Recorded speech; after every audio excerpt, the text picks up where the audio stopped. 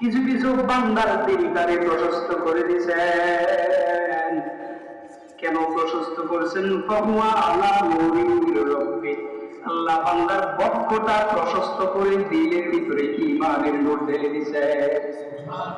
কি ঢেলে দিয়েছেন? ঈমান। হায় রে বান্দা, ও মাওলা, তুমি তো বললা কিছু কিছু বান্দার দিলটারে প্রশস্ত কইরা তাদের দিলের ভিতরে ঈমানের নূর তুমি ঢেলে দিছ।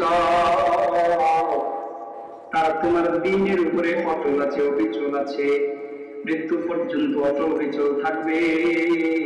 কিন্তু আমরা ওই নূর প্রাপ্ত ঈমান প্রাপ্ত ব্যক্তিগুলারে চিনব কেমনে? জনাব মুহাম্মদুর রাসূলুল্লাহ সাল্লাল্লাহু আলাইহি ওয়াসাল্লাম সাল্লাল্লাহু আলাইহি নবী হাবিবে কিবরিয়া হাদিসে কারিমায় এই ঈমানের নূরপ্রাপ্ত ব্যক্তিদের পরিচয় স্পষ্টভাবে বলেছে। সরদারে দু আলম নবী এইরকম সাহাবায়ে কেরামকে নিয়ে মজমায়ে বসা, মাহফিলের মধ্যে বসা, তালিমি জলসায় বসা, সাহাবাদেরকে লক্ষ্য করে বিশ্বনবী হাদিস বলতেছেন, উপদেশ করতেছেন। قال رسول الله صلى الله عليه وسلم إن النور إذا دخل الصدر انفسح। রাসূল বলতেছেন, আল্লাহ যদি কোন বান্দার দিলটারে প্রশস্ত করে সেটাতে ঈমানের নূর দেয়, ইন্নান নূর ইযা দাখালা সদর, যখন বান্দার দিলে ওই নূরটা প্রবেশ করে, ইনফাসা, তখন বান্দার ওই দিলটা প্রশস্ত হয়ে কিছু সুঘ্রাণ ছড়ায় যায়। কি ছড়ায় যায়? কথা কিন্তু বুঝতে হবে।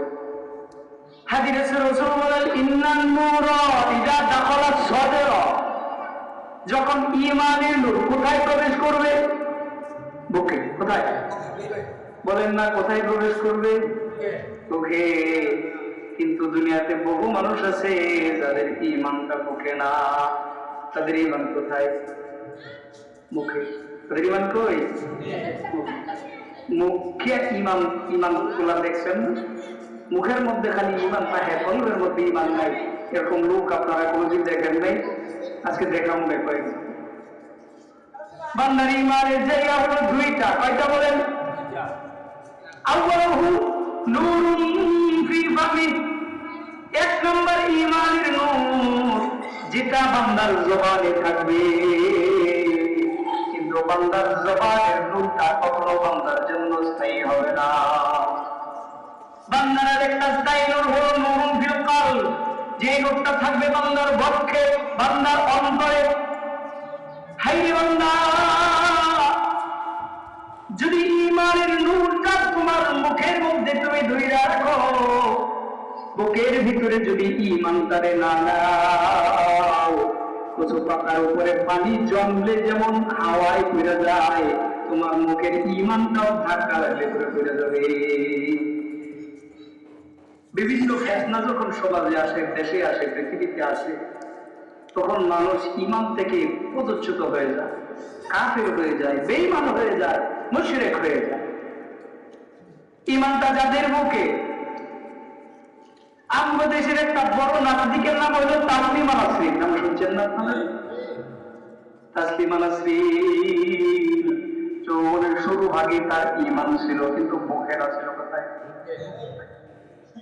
আমাদের বাংলাদেশের একজন বড় স্যার জাফর ইকবাল, নাম শুনছেন আপনারা? জাফর ইকবাল একজন বড় নাস্তিক, কারণ যৌবনকালে তার ঈমানটা বুকে নাই, ঈমান ছিল কই? মুখে ছিল।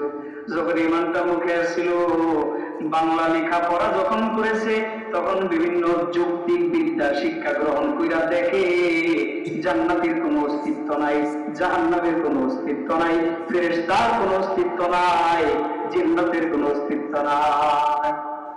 জান্নাতের অস্তিত্ব আপনারা কোনোদিন দেখছেন? জাহান্নামের অস্তিত্ব আপনারা কোনোদিন দেখছেন? জাফর ইকবাল খানের ঈমান ছিল তার মুখে। বাংলা ইংরেজি বড় বড় বইয়ের মধ্যে যখন পড়লো, বাস্তবিকভাবে যে জিনিসটা ধরা যায় না, ছোঁয়া যায় না, ওই জিনিসটারে বিশ্বাস করা যাবে না। বর্তমান সায়েন্টিস্ট যারা, ডাক্তার যারা, তারা জিনের রোগীদেরকে যে জিনা ধরে এটা বিশ্বাস করে। কথা বুঝবেন? এটা কি করে না? বিশ্বাস করে না। কেন? জিন কি এখানে যারা আছেন আপনারা কি কেউ কোনোদিন জিন দেখছেন? কেউ দেখেন? হুজুরও দেখছেন? আমরাও দেখছি না। এমন কেউ জীবনে পাইও নাই, এমন কারোর সাথে সাক্ষাৎও হয় নাই যে আমাকে বা কারোর বলছে যে আমি তো জিন দেখছি। আরে বান্দা, সায়েন্টিস্টের একটা কথা হলো যে জিনিস না দেখবা, না ধরবা, না ছুঁইবা, ওইটাকে বিশ্বাস করা যাবে না। হায় রে জাফর ইকবাল, ইমানটা ছিল তোমার মুখে, যুক্তিবিদ্যার কিছু জ্ঞান তুমি অর্জন করিয়া মাওলা পাকের জান্নাত অস্বীকার করলা, মাওলা পাকের জাহান্নাম অস্বীকার করলা, আল্লাহ দেয়া বলছিলাম অস্বীকার করলা, ময়দানে মাহশার জিন্নাত জাতিকেও তুমি অস্বীকার করলা। সব কথার এক কথা হলো যুক্তি দিয়া কখনো ইসলাম চলে? বলেন বলেন, যুক্তি দিয়া কি ইসলাম চলে নাকি? আরে বান্দা, যুক্তি দিয়া তো দুনিয়ার কিচ্ছু চলবে না। সবকিছুর সমাধানে যদি আসতে হয় কোন না কোন একটা গাইডলাইন, কোন না কোন একটা ক্যাটালগে অনুসরণ করতে হবে। যুক্তি দিয়া কোনোদিন কোনো কিছু সমাধান করা সম্ভব না। বলতেছিলাম ভাইজান, যাদের ঈমানটা হলো মুখে, সামান্য যুক্তি যদি সেই বান্দাগুলোর সামনে আসে, সেই বান্দাগুলার ঈমানটা কচু পাতার পানির মতো হয়ে যায়, সেই ব্যক্তি কাফের হয়ে যায়, সেই ব্যক্তি মুশরিক হয়ে যায়। আপনার আমার ঈমানটা কি মুখে থাকা দরকার না মুখে থাকা দরকার? কোথায় থাকা দরকার? রাসূল বলতেছেন, ইন্নান নূরা ইযা দাখালাস সাদরা, আমার উম্মতের কোন বান্দার ঈমান যখন বান্দার বক্ষের মধ্যে অবস্থান করবে, ইনফাজাহ, তখন সেই বান্দার দিলটা প্রশস্ত হবে। কিছু নিদর্শন সেই বান্দার মধ্যে প্রতিলক্ষ্য করা যাবে, কিছু সুঘ্রাণ সেই বান্দার দিলের ভিতর থেকে বের হবে। ফাকিলা ইয়া রাসূলুল্লাহ, উপবিষ্ট সাহাবায়ে আজমাইন যারা সরদারে দু আলম নবীকে জিজ্ঞেস করলেন, ও নবী, বান্দার দিলে নূর প্রবেশ করলে যে বান্দার গ্রাম বের হয়, এটার আলামত কি? হাল মিন ইউরাফু বিহা, এমন কোন চিহ্ন কি আছে যে চিহ্ন দেখে বুঝবো এই বান্দার পক্ষে ঈমান আছে? কারণ রাসূল বলেন, হ্যাঁ, পক্ষে যাদের ঈমান সেই বান্দাদের কিছু আলামত আছে। রাসূল বললেন, এক নম্বর আলামত আল ইনাবাতু ইলা দারিল খুলুদ, এক নম্বর আলামত হইল বান্দা জান্নাতের দিকে আকৃষ্ট হয়ে যাবে। কিসের দিকে আকৃষ্ট হবে? কিসের দিকে আকৃষ্ট হবে? এক নম্বর আলামত আল ইনাবাতু ইলা দারিল খুলুদ, বান্দা আকৃষ্ট হবে জান্নাতের দিকে। কথাটা আপনাদের স্পষ্ট হয় নাই, আর একটু স্পষ্ট করার জন্য বলি। আমাদের এখানে স্কুল আছে না, একটা রাস্তা ওইদিকে চলে গেছে, আর একটা রাস্তা বাগাই খান্দার রুট চলে আসছে। কি বলেন?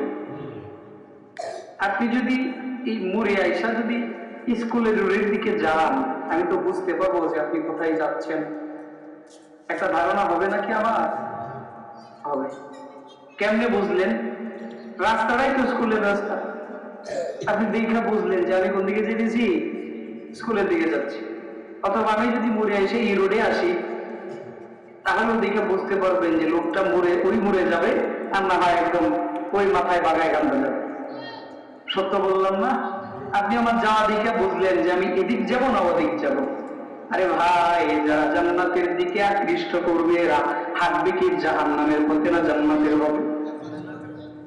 জান্নাতের পথে যে হাঁটবে, কোন কোন আমল করলে জান্নাতে যাওয়া যাবে, এটা কি আপনারা জানেন না?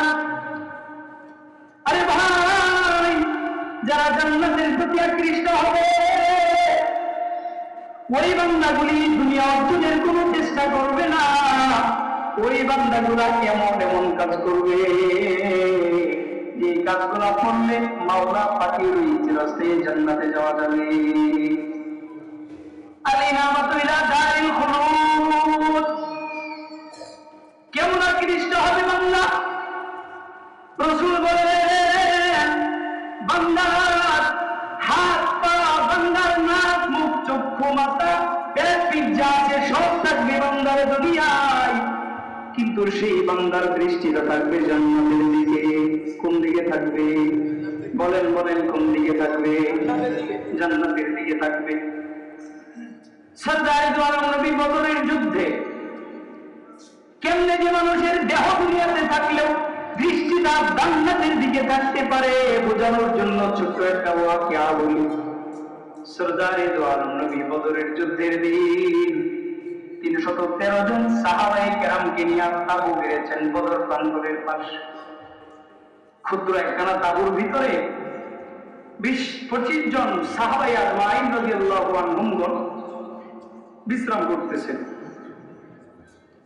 সরদার দু আলম নবী তাঁবুতে প্রবেশ করলেন, ডাক দিয়া বললেন, ও আমার সাহাবারা, তোমরা বসে আছো, বিশ্রাম নিতেছো, আর তো বসে থাকার সময় নাই, যাও যাও ওই জান্নাতের দিকে যাও, যেই জান্নাতের কোনো শেষ নাই। চলো চলো যাও ওই জান্নাতের দিকে অগ্রসর হও, যে জান্নাতটা আল্লাহ পাক মুত্তাকিদের জন্য তৈরি করেছেন। আল্লাহর নবীর সাহাবায়ে কেরামের ঈমান কি দুর্বল ছিল না পাকাপোক্ত ছিল? নরম ছিল না শক্ত ছিল? কোনো সন্দেহ আছে? সরদারে দু আলম নবী যখন জান্নাতের ব্যাপারে বললেন, তাড়াতাড়ি যাও জান্নাতের দিকে, আপনারা আমরা কি বুঝলাম তাবুত থেকে উঠি জান্নাতের দিকে দৌড় দিবে, এরকম নাকি? কি বুঝলেন? সরদারে দু আলম নবী বলতেছেন, ও আমার সাথীরা, তাবুতে বৈশা বিশ্রাম নেওয়ার সময় নাই, যাও যাও জিহাদের ময়দানে যাও, যদি তাজা খুন তোমাদের গা থেকে জমিনে ঢেলে পড়ে, যদি আল্লাহর কালিমার পতাকা বন্ধ করার জন্য তোমরা যদি শাহাদাত বরণ করো, দুনিয়াতে শাহাদাত বরণ করবা, মৃত্যু পরবর্তী দরজাই হইল তোমাদের জান্নাত। বিশ্বনবী বললেন, যাও যাও জান্নাতের দিকে যাও, মানে হইল তোমরা তাড়াতাড়ি যুদ্ধে যাও, যুদ্ধে যাও তারপরে জান্নাতে যাইবা। তাবুতে বসা ছিল আল্লাহর হাবিবের একজন সাহাবী, বিখ্যাত সাহাবী হযরত উমাইর বিন হাবাব। তিনি দাঁড়িয়ে গিয়ে বললেন, বাহ বাহ, কত চমৎকার কথা, আপনি বলছেন জান্নাতের দিকে যাইতে, বলেন বলেন কোন দিকে যাব? এবার সরদারে দু আলম নবী বললেন, তুমি বাহবা কেন দিলা, বাহবা কেন দিলা? এবার সাহাবী বলেন, ও রাসূল, আপনি এমন রাস্তায় যাওয়ার জন্য বলতেছেন যে রাস্তায় গেলে জান্নাত, তাহলে কি বাবা বলবো না?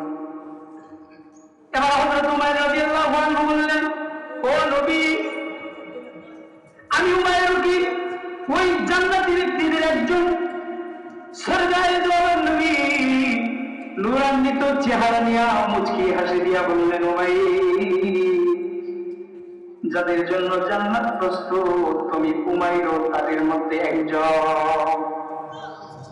আল্লাহর নবীর সাহাবীদের দৃষ্টি দুনিয়াতে না, হাত পা দেহ মাথা মস্তিষ্ক যদিও দুনিয়ায়, সরদারে দু আলম নবীর সাহাবীদের দৃষ্টি কিন্তু দুনিয়াতে না, দুনিয়ার কোন সম্পদের দিকে না, দুনিয়ার কোন চাকচিক্যের দিকে না, তিনাদের দৃষ্টি কোন দিকে?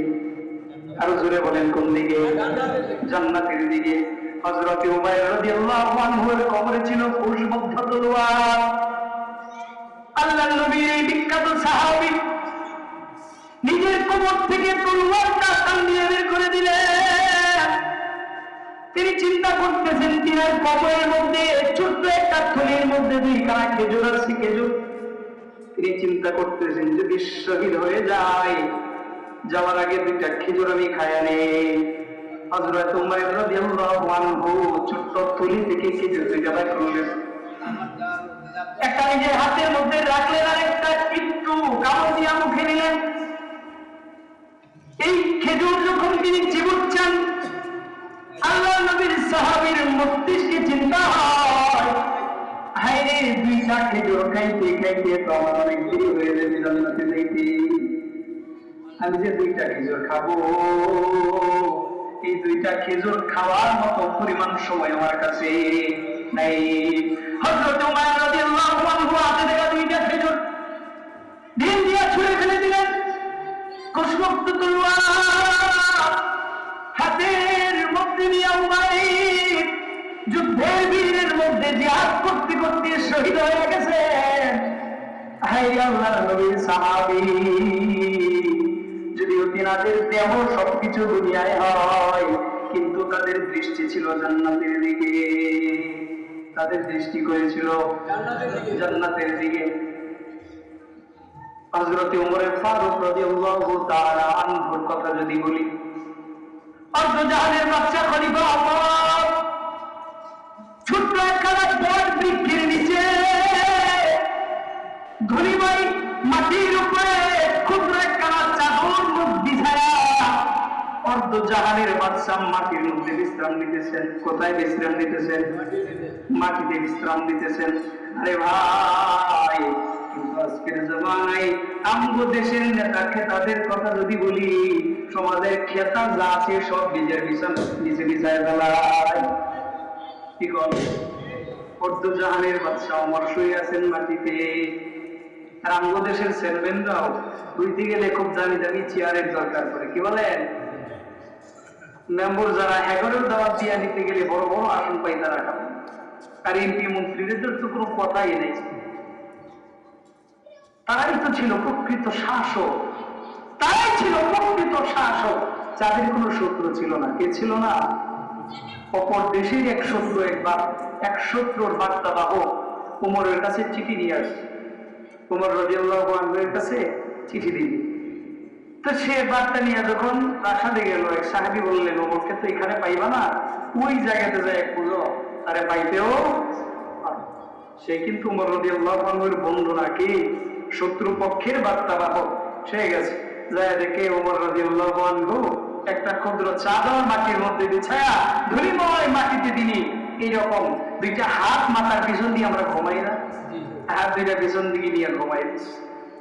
শত্রুপক্ষের বার্তা বাহক, চিন্তা করেন কত বড় একজন রাজ্যের বাদশা, অর্ধ জাহানের বাদশা ধুলির মধ্যে ঘুমায়। তার নাই কোন শত্রু,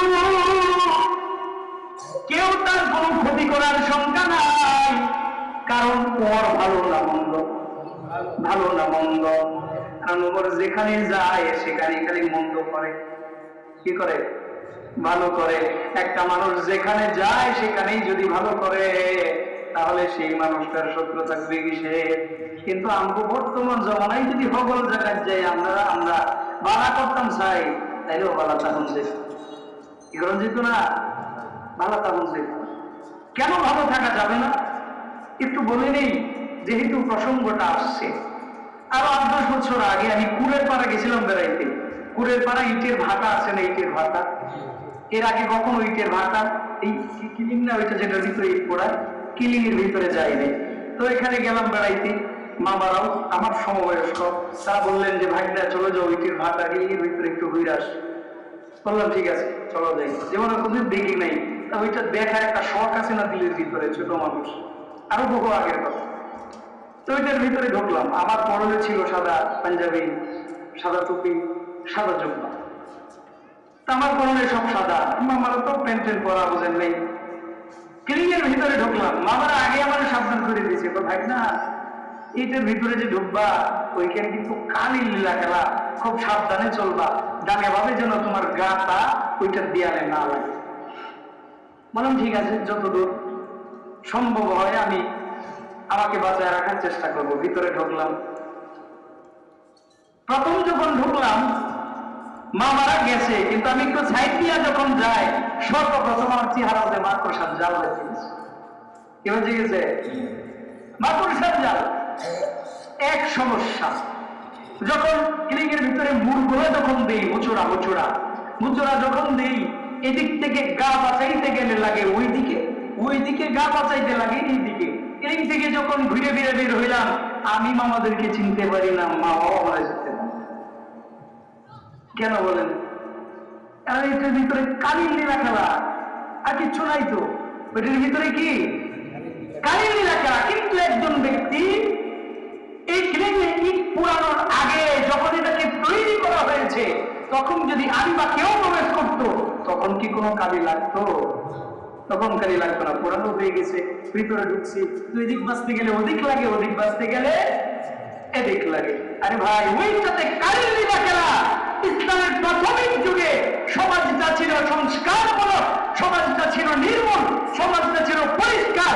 তখনকার জমানায় যদি একজন মানুষ সবসময় সবার উপকার করতো, তার কোনো শত্রু হইত না। কিন্তু বর্তমান জমানার দুনিয়াটা ওই ইটের ভাতার ক্লিয়ার মতো হয়ে গেছে। আপনি এদিক থেকে বাঁচতে গেলে ওই দিকে আপনার গুনাহ হবে, মন্দ হবে, ওই দিক থেকে বাঁচতে গেলে এদিকে মন্দ হবে। আমার কথা কি আপনার বুঝছে? এগুলো বর্তমান আমাদের জন্য। হযরত ওমর ফারুক রাদিয়াল্লাহু আনহু বার্তাবাহক গেছে, ঘটনা মনে আছে নি আপনাদের? বার্তাবাহক যায়া দেখে ওমর রাদিয়াল্লাহু আনহু ক্ষুদ্র চাদর বিছায়া এই ধুলিময় মাটির উপরে শুয়ে আছে। তিনি চিন্তা করেন, অর্ধজাহানের বাদশাহ এমন ক্ষুদ্র চাদর মাটির মধ্যে বিছায়া ধুলিময় মাটির মধ্যে কেমনে শুয়ে থাকে? এটা কিভাবে সম্ভব? আল্লাহু আকবার। সেই হযরত ওমর ফারুক রাদিয়াল্লাহু আনহু অর্ধজাহানের বাদশা তিনি শুয়েছেন কোথায়? কোথায় শুয়েছেন? মাটিতে শুয়েছেন। কিন্তু সেই অর্ধজাহানের বাদশা হযরতে ওমর রাদিয়াল্লাহু আনহু যদি চাইতেন, 20 জন পেয়াদা তিনি নিজের সাথে নিতে পারতেন কি পারতেন না? মন্ত্রীকে সাথে নিতে পারতেন কি পারতেন না? নেন নাই। কারণ তিনি জানেন এই দুনিয়ার জাঁকজমকতার কিচ্ছু দরকার নেই। কারণ এই ওমরের দেহ, ওমরের হাত পা, ওমরের টেকটিক মাথা যদি দুনিয়াতে হয়, কিন্তু ওমরের দৃষ্টি কিন্তু দুনিয়াতে না। দৃষ্টি কই? আরো জোরে বলেন, দৃষ্টি কই? হযরতে হামজা রাদিয়াল্লাহু আনহুর ঘটনা তো সবাই জানেন। নববিবাহিত আল্লাহর নবী একজন সাহাবী, ভোরবেলায় সুবহে সাদিকের সময় ফরজ গোসলে যখন গেছেন, কানে বাজে আসছে সরদারে দো আলম নবীর মৃত্যুর সংবাদ। ইনাদের দৃষ্টি তো দুনিয়াতে না। হামজার দৃষ্টি যদি দুনিয়ার ধন সম্পদের দিকে হইতো, তাহলে ফরজ গোসল নতুন বিবি ফিরে যাইতো, জিহাদে যাইতো। কানে হামজার ঈমানটা মুখে মুখে, ঈমানের দৃষ্টি, হামজার দৃষ্টি দুনিয়ার কোন সম্পদের দিকে নয়, এই পার্থিব জগতের কোন চেয়ারের দিকে নয়। হামজার দৃষ্টি হইল আল্লাহর জান্নাতের দিকে। আল্লাহর নবীর হাজারো হাজারো সাহাবী, প্রত্যেকটা সাহাবীর দৃষ্টি হইল একমাত্র জান্নাতের দিকে। কোন দিকে বলেন? আপনার আমার দৃষ্টি তো জান্নাতের দিকে না। আপনার আমার দৃষ্টি, আমরা যদি বাজারে থাকি তাহলে ব্যবসায়ী, আমরা যদি বাজারে থাকি আপনার আমার দৃষ্টি আদানের পরে মসজিদের দিকে যায় না, যায় ওই চায়ের স্টোরে লীলতার যে ছবি, যে সিনেমা চলে ওই সিনেমার দিকে। আরে ভাই, তোমার আমার দৃষ্টি তো জান্নাতের দিকে নয়। তোমার আমার দৃষ্টিটা বড় খারাপ হয়ে গেছে, বন্ধ হয়ে গেছে। তাই তোমার আমার দৃষ্টি হইল ওই নগণ্য একটা মেম্বারের চেয়ারের দিকে, নগণ্য ওই চেয়ারম্যানের চেয়ারের দিকে, নগণ্য এমপির চেয়ারের দিকে, নগণ্য মন্ত্রীর চেয়ারের দিকে। এমপি মন্ত্রীর চেয়ার কি মহান না নগণ্য? বলেন নাকি? 5 বছর পরে যদি আইয়ে মামলা খাইতে খাইতে জান হচ্ছে না। এখন যারা 15 বছর খাইয়া গেছে, 5 বছর খাইলে যদি মামলা পরে মামলা থাকে, যারা 15 বছর খাইয়া গেছে এখন মামলা কতগুলো হইবে? ও ভাই, ইমান যখন বক্ষে প্রবেশ করে তার 2 নম্বর আলামত, আলামতগুলো বলে ইনশাআল্লাহ আমি শেষ করে দিব, 2-1 মিনিটের ভিতরে গুছিয়ে দেব। সরদারি দো আলম নবীর 2 নম্বর আলামত বলে তাজাফি মিন দারিল হুরুর। ইমানটা যখন বান্দার মুখে নয় বান্দার বক্ষে প্রবেশ করে, সেই বান্দাকে চিনার জন্য রাসূল 2 নম্বর আলামত ওয়াত্তাজাফি মিন দারিল বুরুর। দুনিয়ার সকল বস্তু থেকে বান্দার মজা উঠে যাবে, দুনিয়ার সকল বস্তুকে বান্দা ঘৃণা করতে থাকবে। কি করতে থাকবে? ঘৃণা করতে থাকবে। 3 নম্বরে রাসূল বলেন রাব্বাহিবুল মাউতি ক্বাবলা নুজুলি। ঈমানটা যখন বান্দার মুখ থেকে বুকে চলে যায়, যখন বক্ষে প্রবেশ করে, সেই বান্দাকে চেনার 3 নম্বর আলামত হইল বান্দা মরার আগে মৃত্যুর প্রস্তুতি গ্রহণ করে। কিসের প্রস্তুতি ভাই? সবাই বলেন না কিসের প্রস্তুতি? মরার প্রস্তুতি। আমি যদি হাজিরিন মজলিস উপস্থিত